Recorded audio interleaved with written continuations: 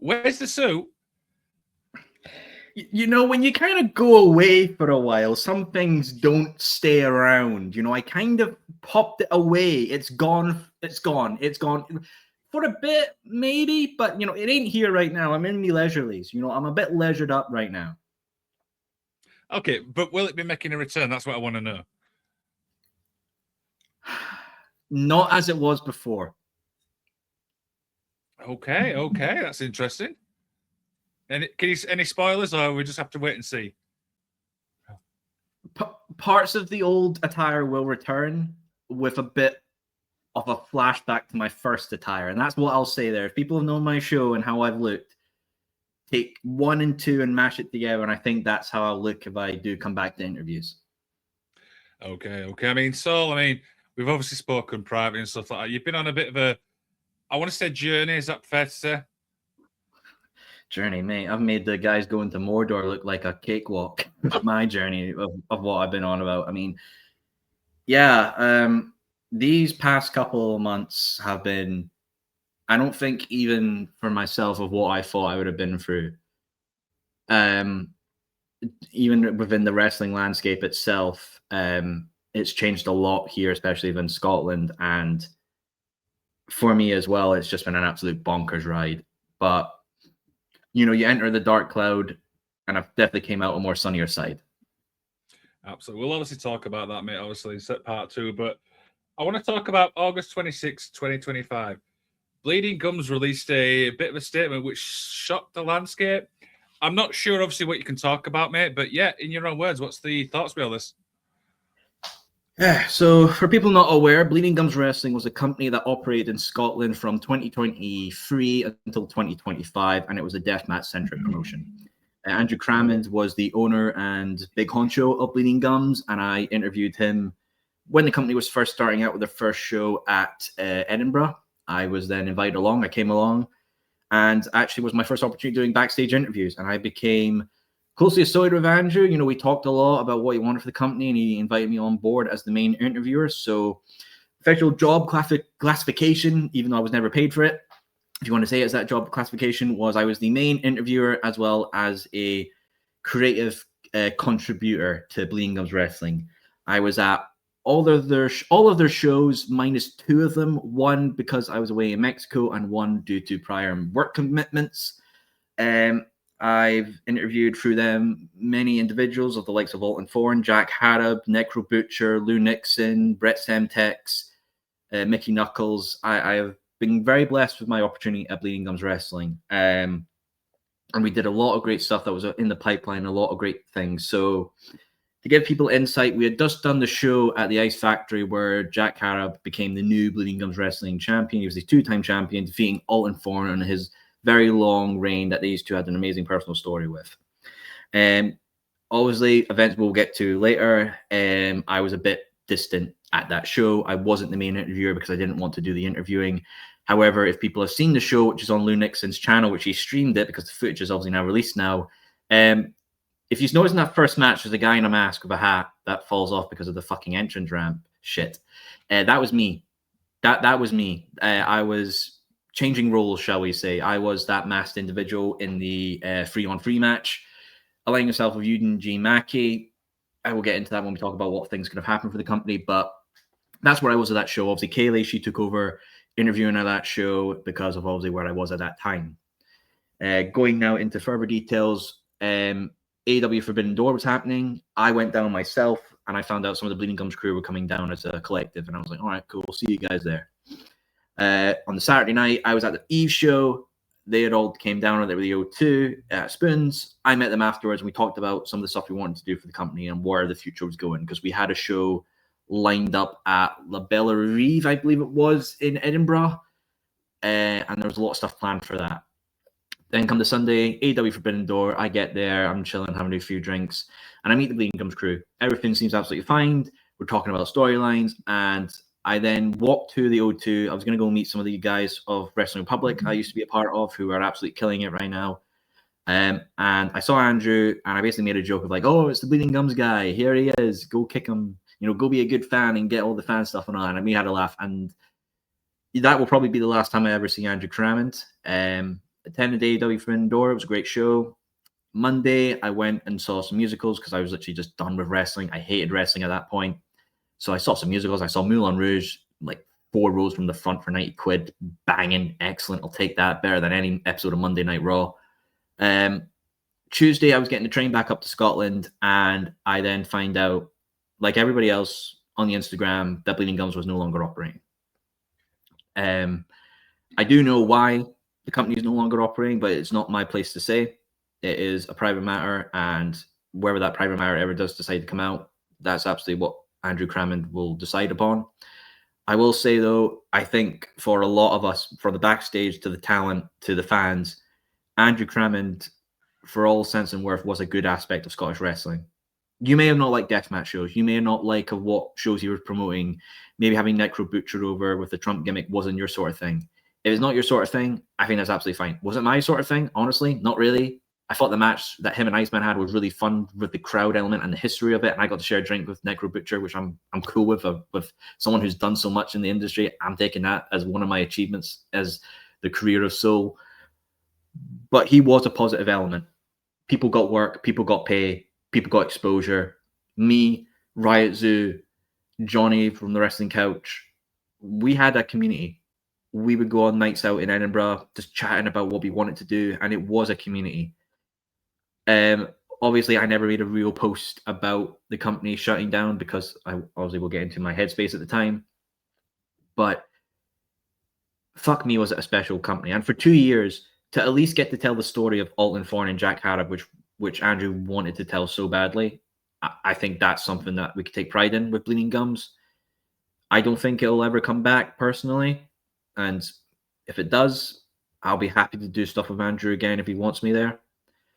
But, you know, it is just a shame of how it came about, especially for the fans who were excited for that show. I know a lot of wrestlers are going to make their debut on the next show. I know there was a lot of plans for the company in that time, a lot of plans for stuff. I think it's just a shame, but under the circumstances that I know, happened. We can only wish that out of all this, everyone is doing well. Alton Thorne's doing stuff at Kumite.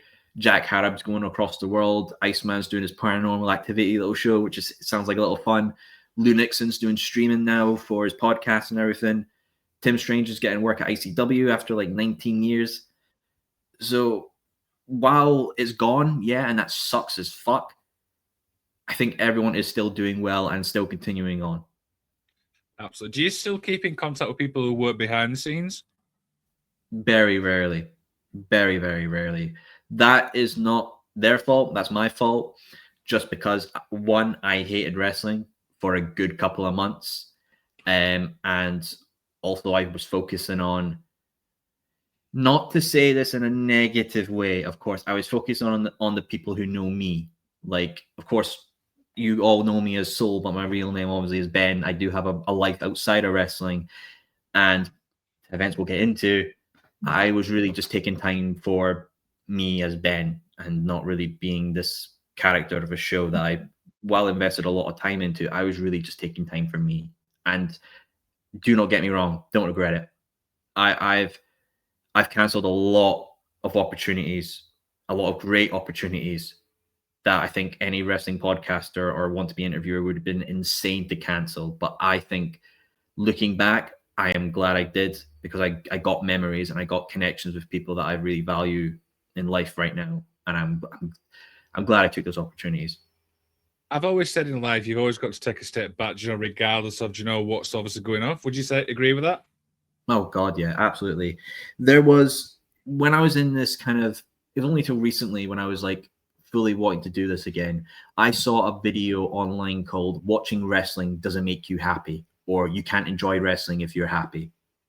And to be fair, for people, generally watch that video, because it speaks the sense. You know, you get into wrestling, there's a big high, it's big spectacle, you find your new favorite wrestlers, you stay longer, you find cracks in the product you're watching, you find your favorite wrestler might not be who you idolize, or they're not getting the opportunities, and then you go down this slumper and you're just full critic. Here's the thing, wrestling doesn't have to fucking love you back, right? I want to see Kenny Omega have another AEW World Championship reign? Of course I do. Do I want to see Pretty Deadly become tag team champions on the main roster? Absolutely. Do I want to see Seth Rollins healthy? Absolutely, I do. Do I want to see the women actually main event of WrestleMania since like 2021? Yeah, of course I do. Just because I want that doesn't mean I'm going to get it. And I know fans feel a bit entitled of like, our voices are the product. Sadly, nah, you're not. Your wallets are the voices of the product. If you pay to see somebody, they'll appear on TV. If you pay for a certain product, that product will appear. You pay all this money for tickets of 14 grand for a WrestleMania, the ticket prices will remain that price. You aren't happy with it, you got to vote with your fucking wallet. You can bitch and moan online. You can say what you want. It ain't going to matter because at the end of the day, these products' sole intentions, whether you like it or not, are to make money and turn a profit. TKOs have to do it with WWE. Anthem's doing it with TNA. Warner Brothers and Tony Khan are doing it with AEW. Companies are made to make profits. Yes, they entertain us, but they do have to make a profit because they have to be substantial. And I think with wrestling as well, is that it's a never-ending industry, right? You look at something like Star Wars, you've got your eras, you've got the prequels, you've got the modern trilogy, and then you've got the sequel or the OT. You can have additions to that. For example, I like the prequels because that's what I grew up with. So 1, 2, 3, Clone Wars, Bad Batch, I've got that as my Star Wars. The other parts exist. Do I like them as much? Not really, but I'm fine with them existing. Wrestling always has to continue. There always has to be new talent to step up.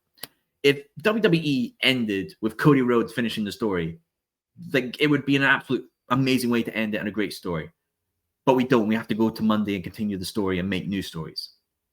Because wrestling is that product that always has to continue, you don't get a break from it. You don't get to remember it because you're always like, okay, what's next? Who do we have to push next? Who's the new stars we're bringing up from NXT?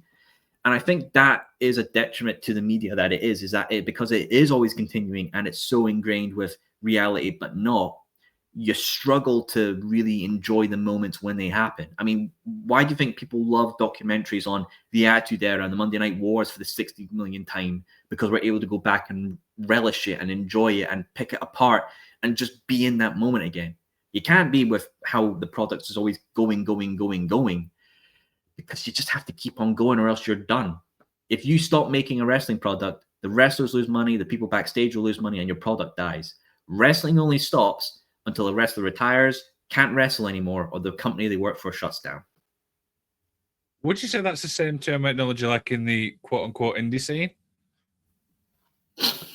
In a way, yeah. With the indie scene, what's a bit different is if WWE were to end after Cody Rhodes finished the story,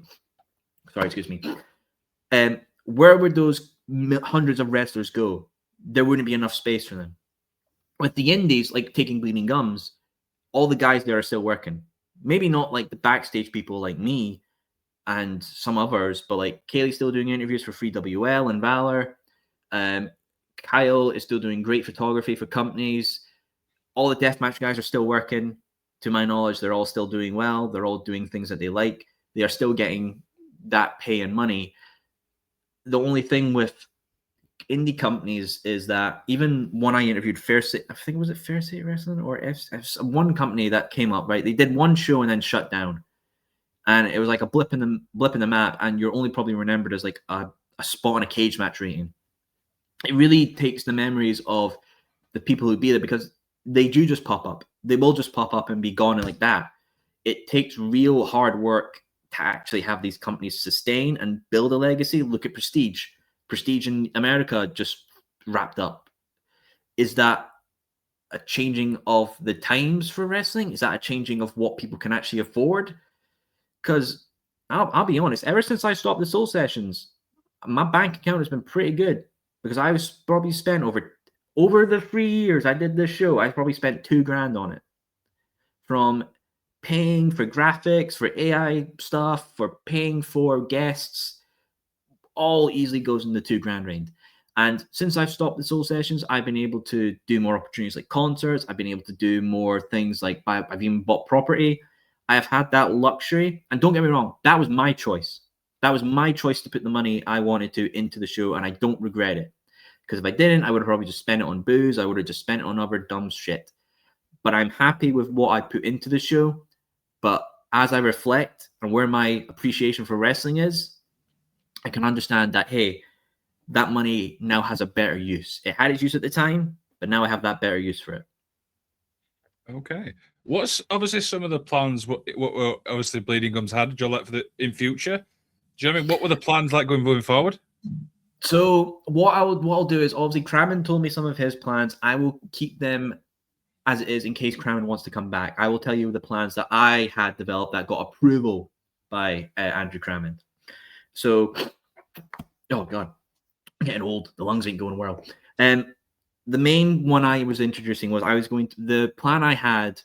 So Andrew had a lot of people that wanted to come to work for Bleeding Gums, but because it's a deathmatch centric promotion, they didn't want to work that style.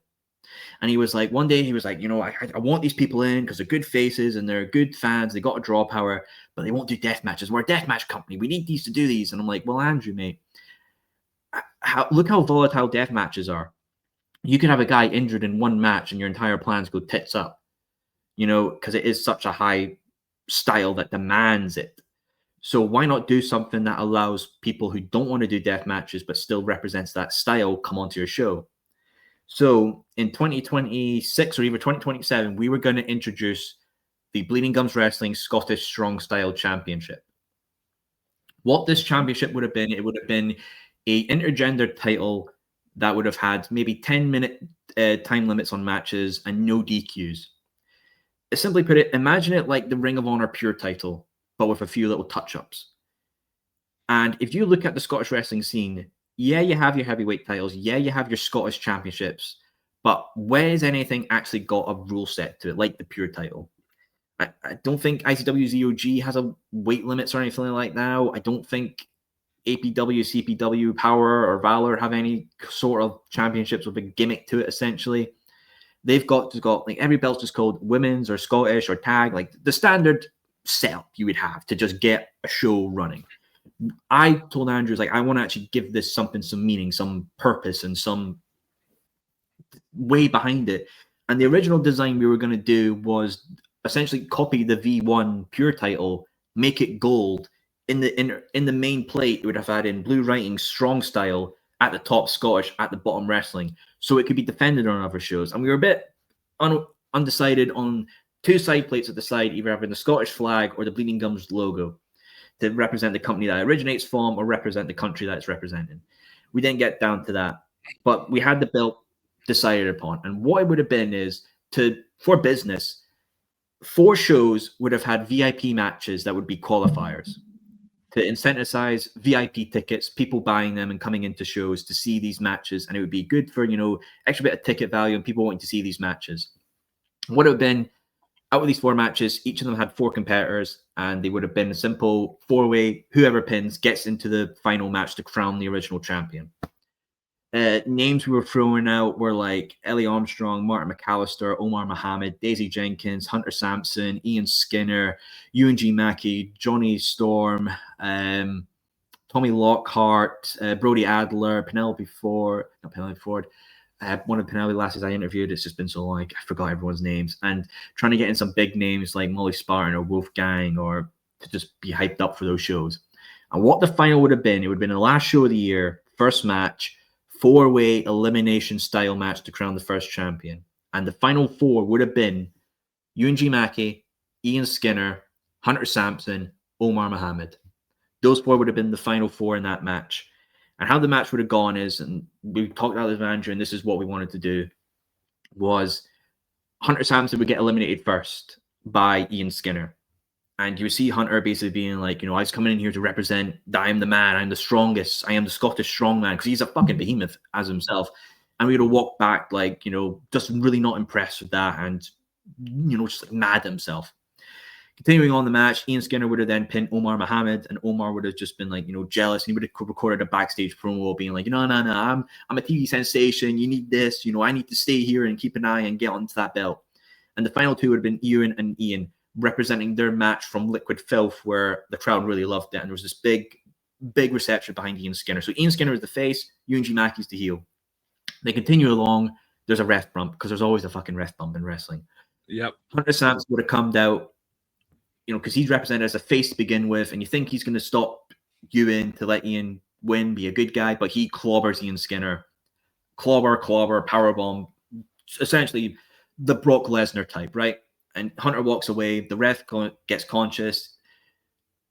Ewan G. Mackey comes over, covers Ian, and he becomes the inaugural champion. Ewan G. Mackey would have been the first Scottish strong style champion for Bleeding Gums. Ewan would have gone and represented the belt in Bleeding Gums. Outside of it, he would have been the true strong style, and he would basically be like, this is better than deathmatch wrestling, and I'm going to show you why in 10 minutes or less. That quick to show that. And Ian and Hunter would have gone into a feud where they would develop and develop and develop from a normal match to maybe a ladder match, maybe a tables match. And if they both would be comfortable, their last match in their feud would be a death match where Ian would be victorious. Going on, Ian Skinner would then dethrone Ewan, becoming the second champion.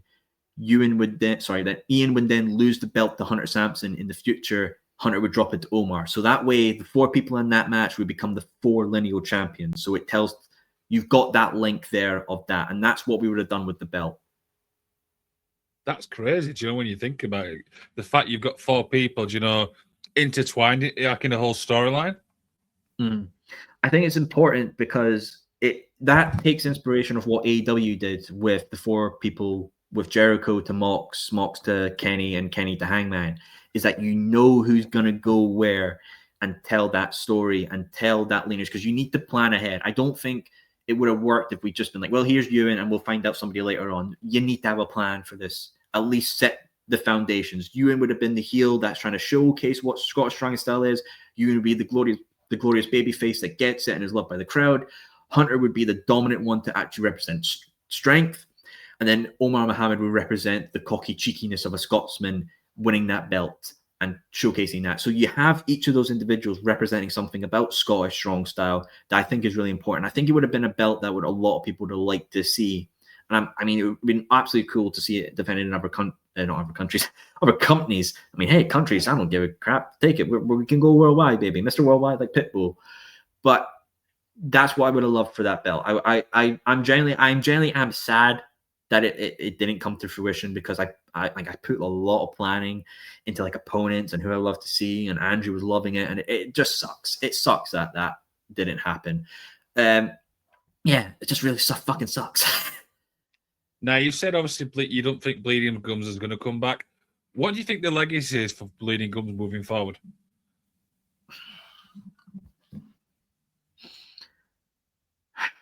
I think Bleeding Gums' legacy will be stirring things up, because you look at Scottish wrestling before Bleeding Gums, it was family friendly. Yeah, ICW exists and it was setting that teenage show, and that's fine.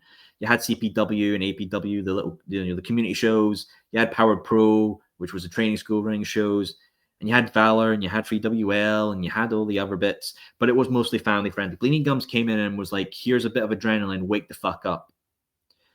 Because since Bleeding Gums, ICW did Bard, APW and CPW have done the hardcore school, shit fucking name for a company, Hardcore Wrestling from Glasgow. Like, that's just a lot. I'm sorry. Valor's doing a lot more hardcore style stuff. You're seeing like young men and women wanting to bleed more in matches. And I don't think you wouldn't have gotten that if Bleeding Gums didn't come in and kick people up the arse and be like, hey, I know wrestling's viewed as a bit of a kiddie thing, but people are growing up. I didn't get into wrestling as a kid, but the people that were kids watching wrestling in the Attitude Era and the Ruthless Aggression Era are early adults now.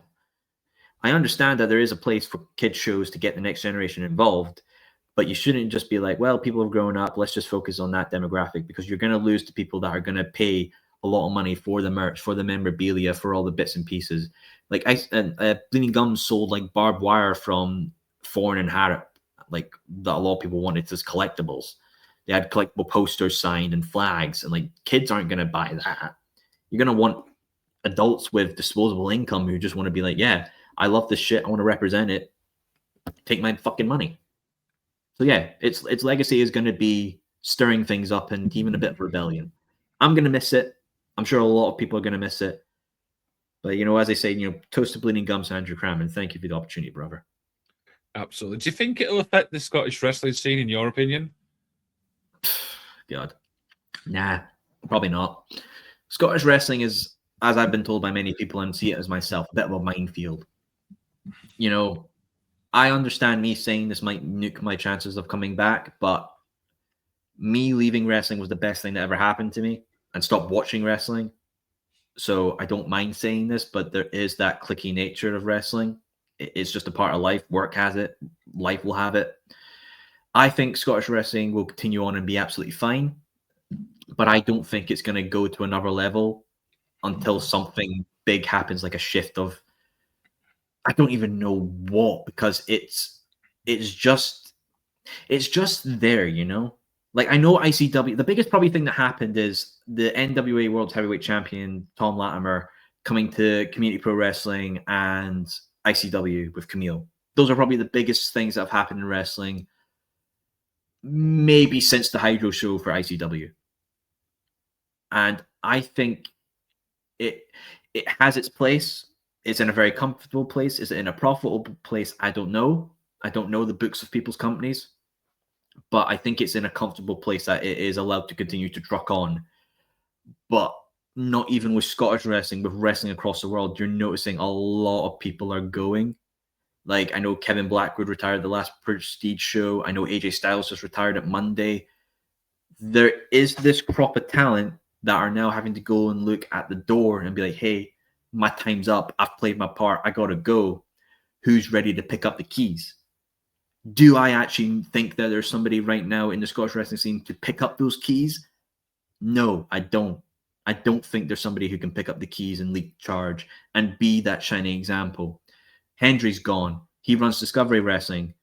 Discovery's ran like, what, 3 or 4 shows last year? They've got Mercedes Moné as a champion, but what's that done for Scottish wrestling? I know you put the belt on her, and the most that she got showcased was being put on a pedestal at Dynamite and, you know, being in a double title match against Emerson Jane at the Rev Pro anniversary show. But, like, is Mercedes Moné going to come and wrestle in Edinburgh? I would be fucking shocked if she did. I think that belt will either change hands on a Dynamite or a Collision or at a Rev Pro show. I don't think it's changing hands in Scotland. And what does that do? Because then what do the great women wrestlers in Scotland have to fight for at Discovery? Why would a women's wrestler want to go wrestle for Discovery? They might have a great match, and I think they will. Like Emerson Jane, Conor Malloy, and Ronan King had a great match. That was a great match, and that shows that they can do that. But then some fans, because sadly some fans are dipshits, only care when a title belt's involved. I think the women can still have a great feud without one, but there is going to be that incentive of like, well, if every show is just running one women's match, you're going to put me in an intergender thing, or is there something for me to actually fight for and cut promos on? Because I can only cut promos on my opponent so much before I'm just like, okay, well, what is the goal and the mission here? And that's the goal of the booker. But like, there is just like the only real legend in Scottish wrestling right now, I would say, is Gallus with Wolfgang, Mark, and Joe Coffey. Outside of that, who really is like the knowledgeable, experienced WWE wrestler who has got that? It doesn't really come to my mind because I've been out of wrestling for so many months and only got back into it this month that I generally don't know what the landscape is other than what I've catched on Reddit and Instagram. I think you really need to understand, where do we go from here? And like, I saw No Barriers Wrestling, started by the great Zachary Swift, has put on a show for Edinburgh for a great charitable cause. That's fucking great. That's what we need. We need that kind of shows that put on a good message and are overall just fun shows. I get wrestling is a bit serious for some people because all they like to do is quote Jim Cornette and Eric Bischoff and all the other dipshits online. It's a hobby. It's a medium. We're meant to enjoy it. You critique it so many times, you actually just become like you're putting your head through a fucking wall and you're just done with it. So yeah, I think Scottish wrestling, it's in a comfortable place, but it won't ascend unless something kicks up the arse. Okay, I mean, you've got to admit, though, there's some knowledgeable people in the scene. People like Chris Renfrew, Casey Owen, BT Gunn. That's 3 who come to my mind. They are great individuals with the history as well, but what I think is that, like, yes, I know Casey and BT Gunn train at Girders, but I don't think, like, if you took a new Scottish wrestling company, like, say, like AEW, who would be the Chris Jericho that you would make the first champion to get the eyes on? The only 2 that come to my mind are Grado and Wolfgang, because Wolfgang's been on WWE television, has been a 2-time tag team champion in NXT and NXT UK. Grado, yeah, maybe, but I think he's more focused on entertainment business and the wrestling business. I know he wrestled in APW recently, but like, I don't think he's someone like you could put the full commitment. Like, look at Mark Dallas. Mark Dallas has started a company in India, didn't start a company in Scotland. He went all the way to India, left ICW, and started a new company that a lot of people are going over to wrestle for. Zack Sabre Jr., Angel Hayes, like everyone's going over that place, because if Dallas was still here and started another company in Scotland, that would have been the fire that would have kicked people up the arse. Because that's Dallas, the guy who really put Scottish wrestling on the map, with the 2 ICW documentaries on BBC, with creating a place for great stars like, Tommy End, Grado, Drew Galloway, Wolfgang Coffees, Molly Spartan. All of these individuals were at a place that Gallus started. And don't get me wrong, I know I'm sounding a very negative, cynic bastard, but that's just how I've been for the last couple of months, and it has kind of still lingered there. I am just not worried of like saying things that are kicking the hornet's nest, because like at the end of the day, these people aren't my friends. What I was a business guy putting on a business opportunity for people to do business with and advertise their platforms. I know who my friends are. I know the people who are I can message at 1 or 2 in the AM feeling shit and wanting to get a message back. I know who my friends are. I know the people I can rely on. This was sadly a business. This is a business. Soul Sessions was a business. Was it a profitable business? Fuck was it? But it was still a business at the end of the day. Of that, I had to understand that these are business opportunities. Yeah, I can meet these guys out in, at shows and give them a handshake, ask them how they are, hope they come back on. Maybe meet them really at public and just give a little headshake and a little, acknowledgement. But you aren't your friends. And I that's why one of the big reasons I left as well was just the state of wrestling podcasting. Obviously, Liam, you're great, you're fantastic, you're a star, you're an absolute golden child, you're bellissimo. But there are fucking troublesome people out there. Like, to give you an insight, when I first came back, one of the first messages I had in my DM was a guy asking me to interview female wrestlers. Like, I'm fucking sorry.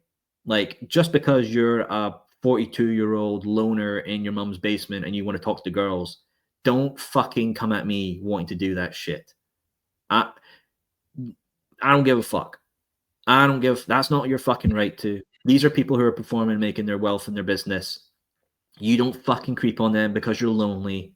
Go out and meet people. And if you're too shy, build up some character, build up a personality and do it. Don't use the excuse of you're a podcaster to talk to girls. And don't fucking creep on them on their Instagram profiles or make profiles dedicated to them. Maybe you are just that big fan. Cool. But understand you are a fan and not their friend or their boyfriend or whatever. Have some fucking respect for yourself at least and actually behave properly. And that is why I really did hate wrestling podcasting at the end of when I quit. Not for the people in the scene. Most of the people in the scene, minus a couple, were lovely. A lot of the wrestlers I've had the opportunity to talk to and get to know are lovely individuals with lives. And they truly are great people. There are sadly just a few eggs in the basket that spoil it for a lot of people, sadly. I think I know who you're on about. We'll talk after the show because I think I know who might have messaged you. Well, that'll be fun. Okay, yeah. But let's obviously get on to part 2, mate. So for obviously people listening, you obviously took some time away. I mean, in your own words, mate, talk is obviously why. Let's go on a little journey, eh? So, in July of last year, for context, the Soul Sessions was doing very well. I had a little thing going on with Progress Wrestling. I was interviewing a lot of talent, and on the particular day, I had, I think, 8 episodes in the bank recorded. Just went on this power trip and recorded 8 episodes. And I remember, waking up. Well, the night before, I went out with a couple of workmates. We were chilling, having a good laugh. And I was just thinking, life's pretty damn good right now. So the Grim Reaper thought, let's fuck him over a bit. The day after, I was at work and I found out my best friend of 10 years had sadly passed away. And it hit me like a fucking freight train. Because he was young and it wasn't planned. It wasn't expected. He was the best motherfucker you could have ever loved and learned. And I miss him to this very fucking day. And in context for the Soul Sessions, I looked at it and thought, I can't do this. I can't fucking talk to people. I can't feel joy making content. to context at the time, I was still doing Wrestling in Public with Ben Allison and his crew. And even outside of that with wrestling, my interest was dwindling and dwindling. Like I didn't watch Raw, SmackDown anymore. I canceled my Fight Plus with all the indie shows, and I just watched solely AEW, and I was enjoying it, but I wasn't enjoying it as I was maybe 2020, 2021 times. And I remember I was looking at that and I was just like, yeah, I got no motivation for any of this because it just hit me like a fucking freight train. And I remember one day I was just up here and I was just like, I want to burn all this to the fucking ground, because wrestling at the time was just shit. You would wake up and find out what's going on, and you just see people bitching and fucking moaning.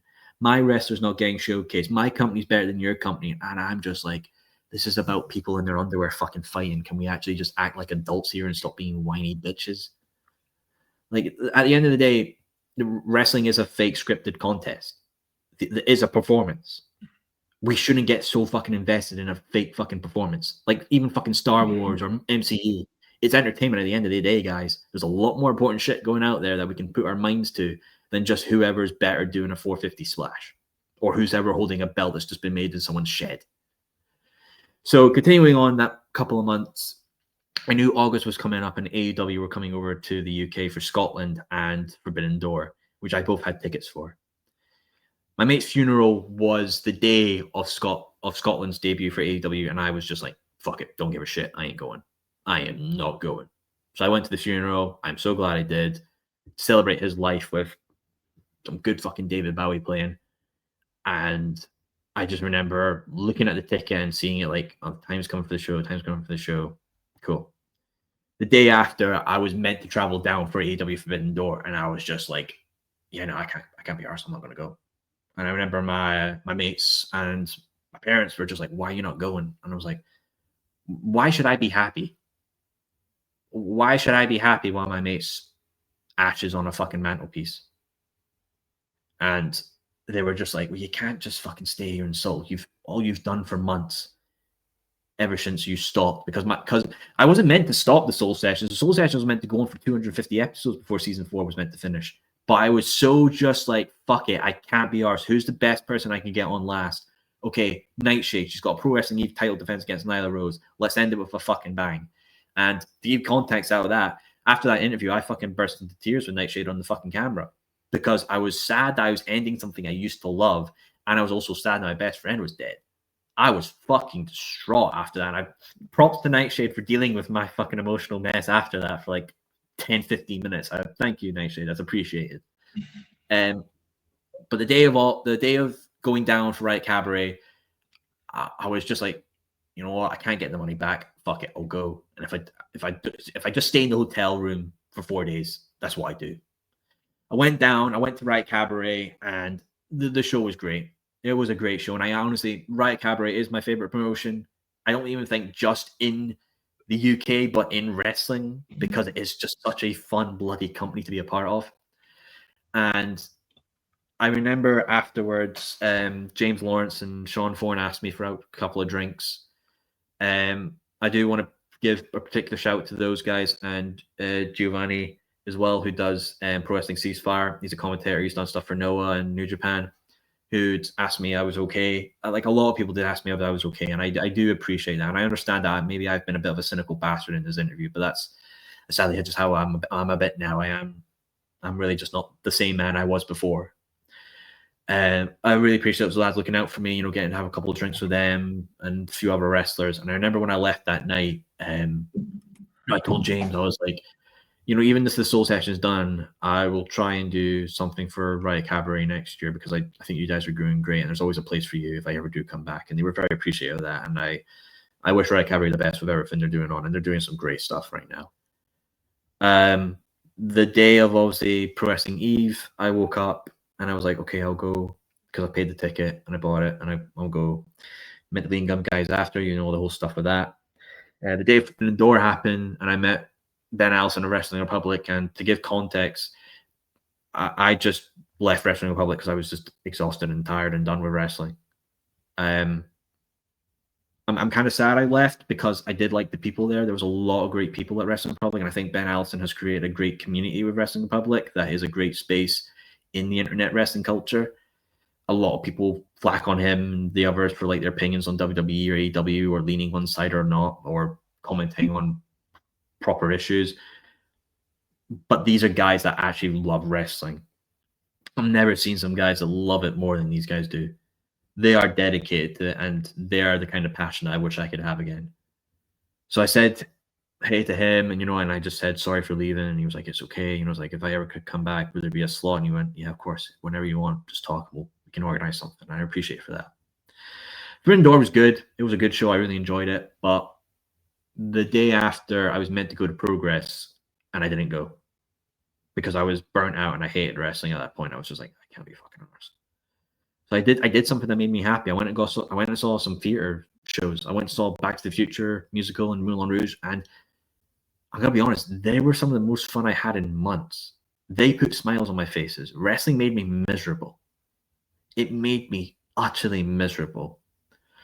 I remember after that finished, and the day before I came back home, I went up and down Canary Wharf, and I sat on the Soul Sessions page with the delete button in my hand. And I was so tempted just to hit that fucking button and be done with it and just be like, gone. Don't have to worry about it. It's gone. I can just be me and be happy and leave that side of me gone. I don't know what it was that day that didn't make me hit that fucking button, but I didn't hit it. I just made the post saying, hey, so season 4 is done. Interviews are done. I canceled a lot of opportunities, and I was just peace out and done. Obviously, I didn't stop posting. I just tried to keep myself busy and mind distracted doing the news posts, the AEW posters I have, match edits to music, because that's why I like to create, and they made me happy for a while. But come October, I was pretty much just like days of like, I'm in the park drinking, thinking about shit, and I can't fucking swing it. I was like, fuck it. Because I stopped watching Dynamite. I hadn't watched an AEW pay-per-view since Forbidden Door fully. I've not stayed up to watch one. And for somebody who knows me how much I love AEW with all this trinket behind me, that's a bit like, oh, okay. So I've not watched an AEW pay-per-view since Forbidden Door. I know what happens, obviously, but I've not watched one from beginning to end, which is shit because they have been pretty banger. And so I just left it all. I remember one day I came in here and was just like, okay, who wants all this stuff? And I tried to sell it. I had an offer for $8,000 for all the stuff in here, and I could have taken it, but I didn't for some reason because I'm a bit of a sentimental bastard. So all of this stuff's still here, which I'm glad I didn't sell because it does have some good memories to it. And for those couple of months I was been away, in a weird way, I was truly happy for a while. Just being let go of all of it. It was weird. I can believe it, man, and stuff like that. I mean, like I said, I think that's something when it comes to, obviously, podcasting, some people don't realize is how much planning. I mean, I've realized the more I do it, the more planning is. You know what I mean? You're like you said there, the graphics, the question, there's so much what goes into it that it kind of stress you out. Do you know what I mean? I've been in that predicament as well. Mm-hmm. I mean, I would have days where I would send, like, there was a day where I think I sent 20 requests for interviews and I got none back. And I was just like, fuck. Well, shit, here we just pick up back the horse and go again. And there was one day I think I did, it was 8 or 9 interviews in a single day. It was like a Saturday, and I started at 10 a.m. and didn't finish until like 10 at night. And that was my choice. Don't get me wrong. I'm not being like, oh, well, I got to do all this shit and I'm fucking moaning. I got to go to WrestleMania 39, 41 for nothing and just playing a plane ticket and getting all these opportunities with Progress and all that. I'm like, no, I'm happy I made those choices. I'm happy. I'm not being a moany bitch about it. I made those choices and I stick by those choices. What I think for me was, I think it just woke me up and been like, you spent $2,000 on this stuff. You could be doing stuff with your friends, but instead you're here waiting for somebody who won't turn up for an interview or says they have to change, and then your whole fucking evening plans are ruined. And you're just sitting there like, well, I feel like a fucking chump now. And that is the part of this that I don't think a lot of people understand, is that we do have to put time for this. Mm-hmm. Doing other things, being with people, opportunities and events. We have to put our time aside for something we loved and something we enjoy doing. I enjoy the stories I got to learn, and that's something I do miss. It's miss learning people's stories, learning what they've done with their lives, learning where their passions are. I miss that shit a bit.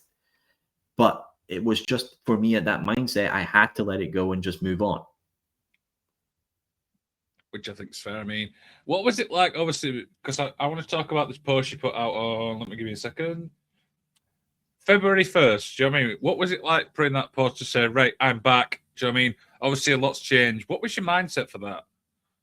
Oh, God. So coming into the new year, I made a promise to myself of just being like, I'm leaving that shit behind. I'm leaving the negative emotions, the feeling shit for myself, and I'm just going to get on with it. In January, I bought a place and I was like moving in, and I was sitting there and I was like, what the fuck am I actually going to do? Like, yeah, my friends and all that can come over and I've got my games and all that, but like, what am I actually going to do with my spare time?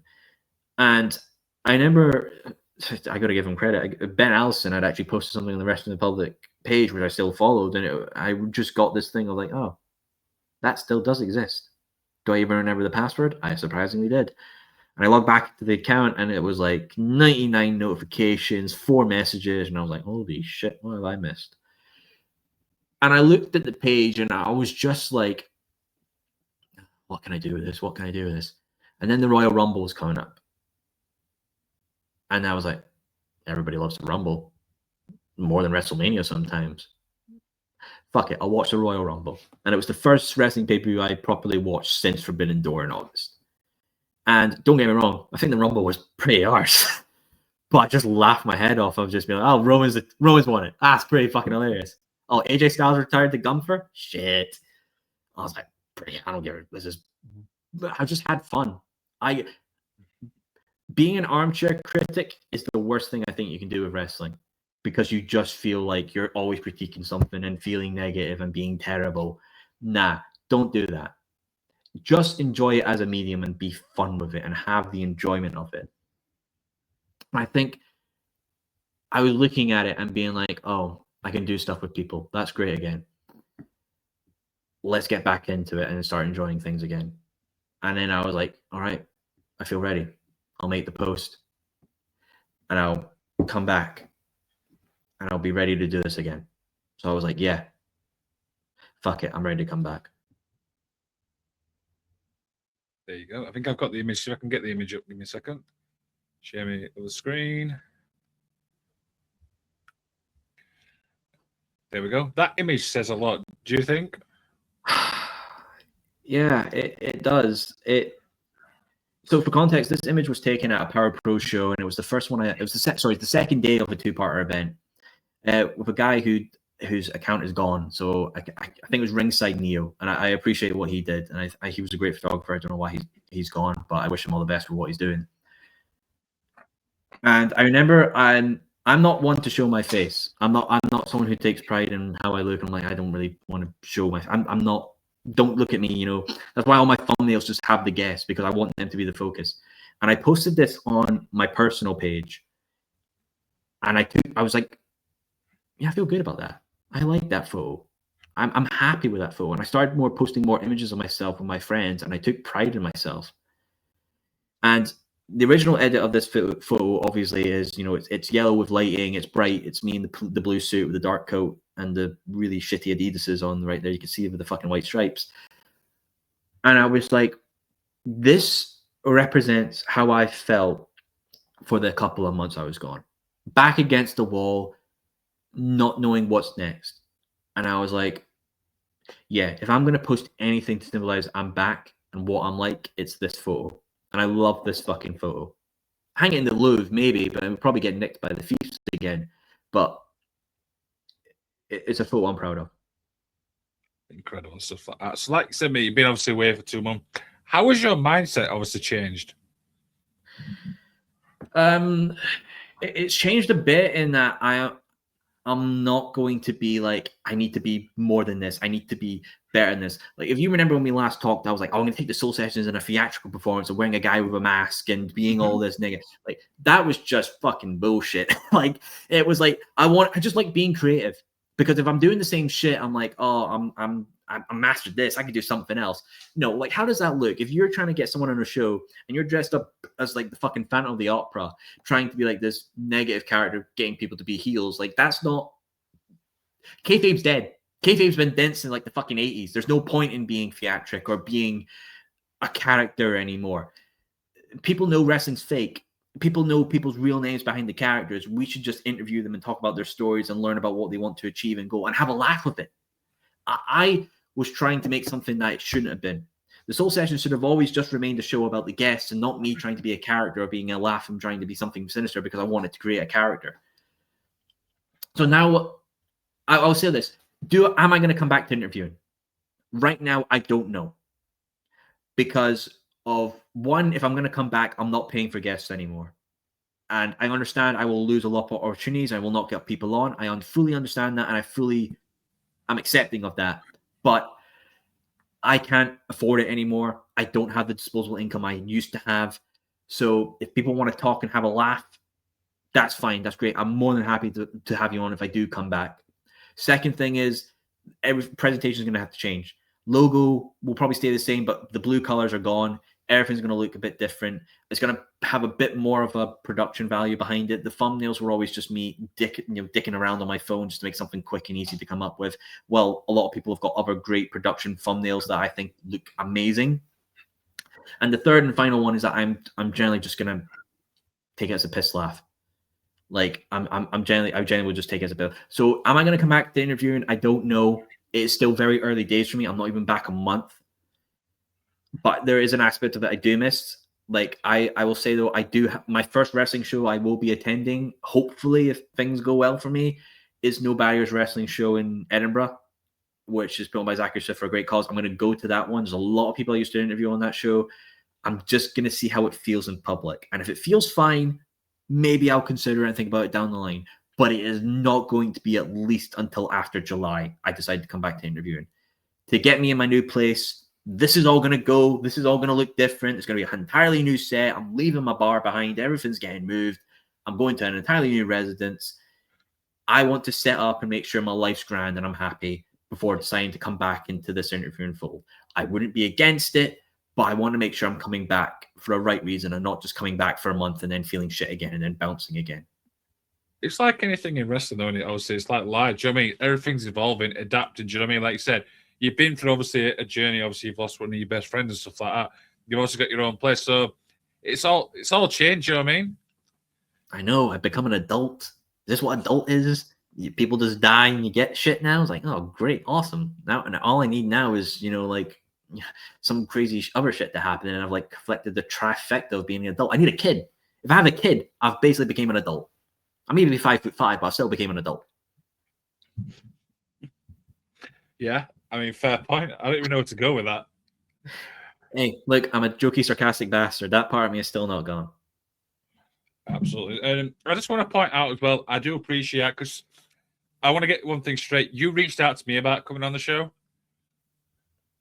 Yeah, you're a good lad, Liam. I've seen what you've done with the show, with your show, and I've seen how you've grown, and I've seen your passion is still there, and I'm commendable for you for that. And I wanted to have this opportunity of just me talking, because I considered making an hour-long video of me just talking directly to the webcam, saying where I've been, what I've done, what I want to do, and I was like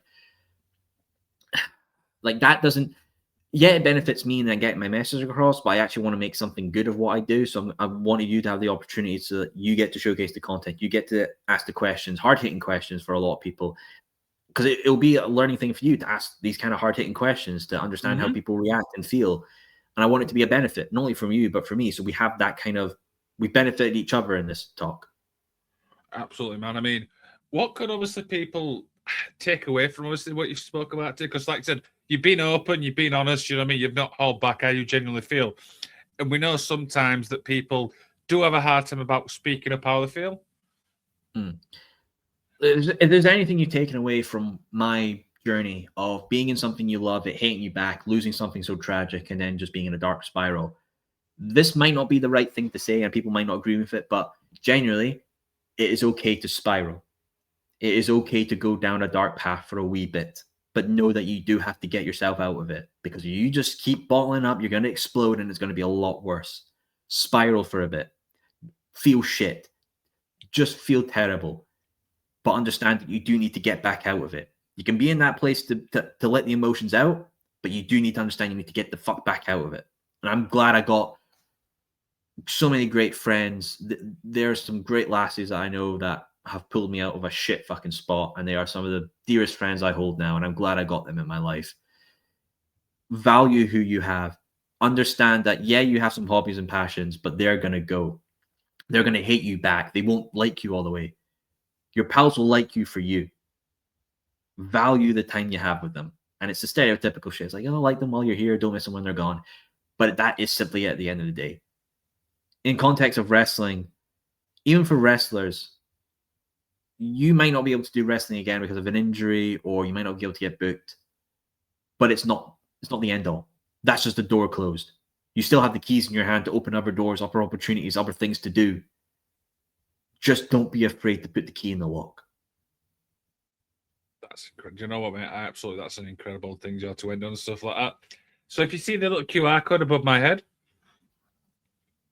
that one. All right. I've been gone. Everything's fucking flipped now. Like, I used to be good at this. Like, I thought I took like a whole Ember Napier unique course in this. It's up there. It's up there. It's somewhere. Yeah. It's above my head on my screen. But anyway, if people scan that QR code, that would take you to Soul's, obviously, Instagram page.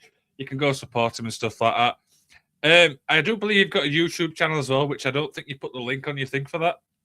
Nah, I was like nuking every shit and just being like hiding away. I mean, after Meltzer showed my Layla Hirsch interview, I was like, I've peaked. I'm good. Meltzer's acknowledged me. I'm happy with that. You made it when you're in Fightful. Nah, go on. I was like, I've made it, ma. I've made it. Look at me. I'm in Fightful, and I get to hear Brian Alvarez talk about me in the shitty Scottish accent. I'm like, I'll take it as a win. I've actually spoke to Brian Alvarez. Do you know what? He's actually a sound guy.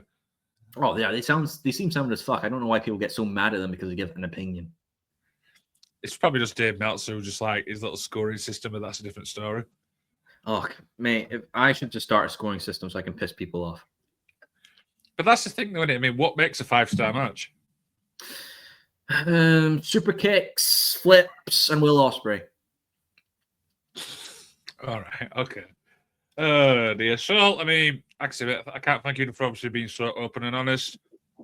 I do hope you do come back, mate, because like I said, I did watch your shows for inspiration, so I took some stuff, what you've done, and obviously adapted it over to this show and stuff. And again, mate, you're more than welcome to come back. If you want to natter, come back on, mate. Well, I'll chat shit for wrestling for an hour. That's very humbling to hear, Liam, that somebody took my work as an inspiration. Like, no matter what with the Soul Sessions, the fact that I got the Instagram page over 1,000 followers, the fact that I got an interview to go over 1,000 views, the fact that I got to be featured in, even though I think it's a shit publication, Ringside News and the Wrestling Observer and all these other publications, the fact that I've inspired people like you, and I've been first interviews for a few wrestlers as well, and even some people who've retired on my show. That is what I'm very humbled by and blessed by. And I love that. I love what you said there about like people who's never done an interview. I've had the same thing, and I love the fact that they always say, "I'm nervous. I don't know what to say." Do you know what I mean? And stuff like that. And they say the same thing every single time you end the show. That was fucking awesome. It is indeed, man. And honestly, truly, just again, thank you for this, Liam. And I'll leave you off with one final exclusive, one final one. I've never actually told anybody, not even a wrestler, not even my pals or whatever. This is an exclusive for you, brother. Oh, for a lot of episodes of the Soul Sessions where I'm in the suit, I'm wearing pajama bottoms underneath. Oh yeah. Well, okay. And on that bombshell, so enjoy the rest of your evening, my man. Yeah, just think of me in a 3-piece with pajama bottoms. That's a fucking sight, brother.